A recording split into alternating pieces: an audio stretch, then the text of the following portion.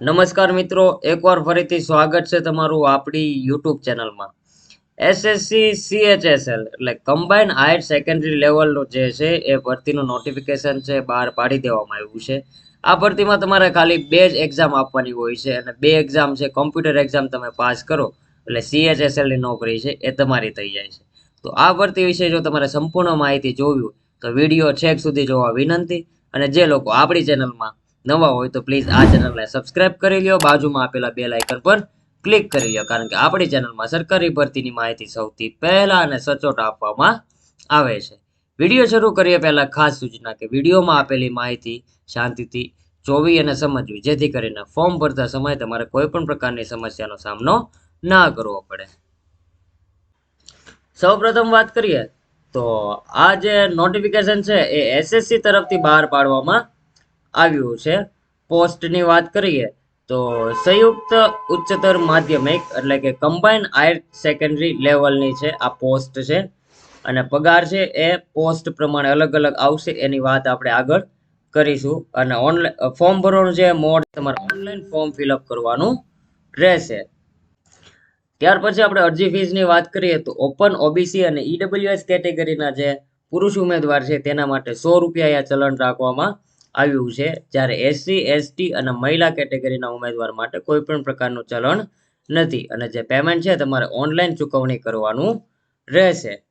ત્યાર પછી વાત કરીએ ઉંમર મર્યાદાની, તો ઉંમર મર્યાદા જે છે એ 18 થી લઈને 27 વર્ષ સુધીના કોઈ પણ ઉમેદવાર છે એ અહીંયા એપ્લાય કરી શકે છે અને ઉંમરમાં છૂટછાટ છે એ સરકારશ્રીના નિયમ મુજબ લાગુ કરવામાં આવેલી છે. ત્યાર પછી આપણે પગારની વાત કરી લઈએ તો પગાર જે છે એ 3 પોસ્ટ અહીંયા સીએચએસએલ માં આપવામાં આવેલી છે, જેમાં છે લોઅર ડિવિઝન ક્લાર્ક જે એલડીસી કહેવાય છે એ, અથવા જુનિયર સેક્રેટેરિયેટ આસિસ્ટન્ટ જેએસએ છે. એનો પગાર જે છે 19,900 થી લઈને 63,200 સુધી તમને સેલેરી મળવા પાત્ર રહેશે. ડેટા એન્ટ્રી ઓપરેટર ડીઈઓ જેનો પગાર છે એ લેવલ 4 પ્રમાણે 25,500 થી લઈને 81,100 અને લેવલ 5 પ્રમાણે છે એ 29,200 થી લઈને 92,300 સુધી સેલેરી તમને મળવા પાત્ર રહેશે.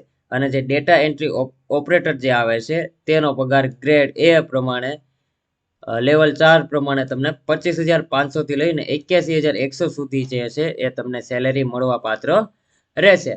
જે મિત્રો અહીંયા એપ્લાય કરે છે ને એ લોકોને ખાસ જણાવવાનું કે જો તમે ફોર્મ ભરવા જાઓ છો અથવા આગળ તમને પોસ્ટિંગનો ઓપ્શન આપવામાં આવે તો એમાં ખાસ કરીને તમારે જે છે એ ડેટા એન્ટ્રી ઓપરેટર જે છે ડીઈઓ એ તમારે સિલેક્ટ કરવાનું રહેશે, કારણ કે એ પોસ્ટ ઉપર તમારે કામ છે એ નહીવત જેવું હોય છે અને કદાચ હોય તો એ કોમ્પ્યુટર ને રિલેટેડ કામ હોય છે, ડેટા એન્ટ્રી કરવાનું જ કામ હોય છે, બાકી કોઈ કામ રહેતું નથી. તો કદાચ તમારે પોસ્ટિંગ સિલેક્શનનું આવે તો ડીઈઓ છે એનો તમારે પહેલો પ્રેફરન્સ આપવાનો રહેશે.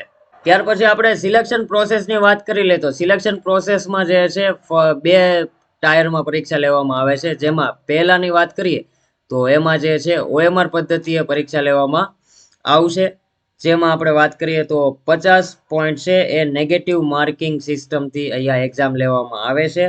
જેમાં આપણે વિષયની વાત કરીએ તો અંગ્રેજી ભાષા જે આવે છે તેના 25 પ્રશ્ન 50 માર્ક, જનરલ ઇન્ટેલિજન્સના 25 પ્રશ્નો, જે મૂળભૂત અંકગણિત કૌશલ્ય જે આવે છે તેના 25 પ્રશ્ન, સામાન્ય જાગૃતિના 25, એમ ટોટલ 100 પ્રશ્ન રહેશે, 200 માર્ક રહેશે અને તમને જે એ 60 મિનિટનો સમય આપવામાં આવશે. ત્યાર પછી વાત કરીએ આપણે તો ટાયર 2 એટલે કે જે પાર્ટ 2 પરીક્ષાનો જે ભાગ બીજો આવે છે તેમાં વાત કરીએ તો એ છે એક દિવસમાં 2 સત્રમાં આ પરીક્ષા યોજાશે, સત્ર 1 અને સત્ર 2. એમાં સત્ર 1માં વિભાગ 3ના વિભાગ 1, 2 અને મોડ્યુલ 1ના સંચાલન છે એ સામેલ હશે. સત્ર 2માં વિભાગ 3ના મોડ્યુલ 2નું સંચાલન છે એ સામેલ કરવામાં આવશે. જેમાં માર્કિંગ સિસ્ટમ છે એ કંઈક આ રીતની છે, તમે જોઈ શકો છો આ રીતની કંઈક માર્કિંગ સિસ્ટમ એમાં છે. અને પ્રશ્નનું જે છે એ એમસીક્યુની સંખ્યા અને માર્ક અને સમય છે એ અહીંયા કોષ્ટકમાં આપી દીધેલું છે, તમે વિડીયો પોઝ કરીને ચેક કરી શકો છો.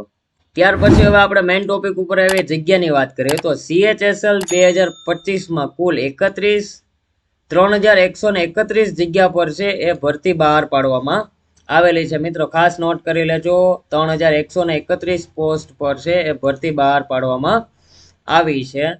તો મિત્રો મેઇન ટોપિક ઉપર આવી કે લાયકાત શું છે. તો લાયકાત જે છે એ તમારી મિનિમમ લાયકાત છે 12 પાસ કોઈ પણ ઉમેદવાર છે એ અહીંયા એપ્લાય કરી શકે છે. કોઈ પણ પોસ્ટમાં તમે એપ્લાય કરી શકો છો. ડીઈઓ છે, એલડીસી, ચેસ છે, કોઈ પણ પોસ્ટમાં તમારે એપ્લાય કરવું હોય તો 12 પાસ તમારી લાયકાત હોવી જરૂરી છે. એ જ લોકો અહીંયા એપ્લાય કરી શકે છે.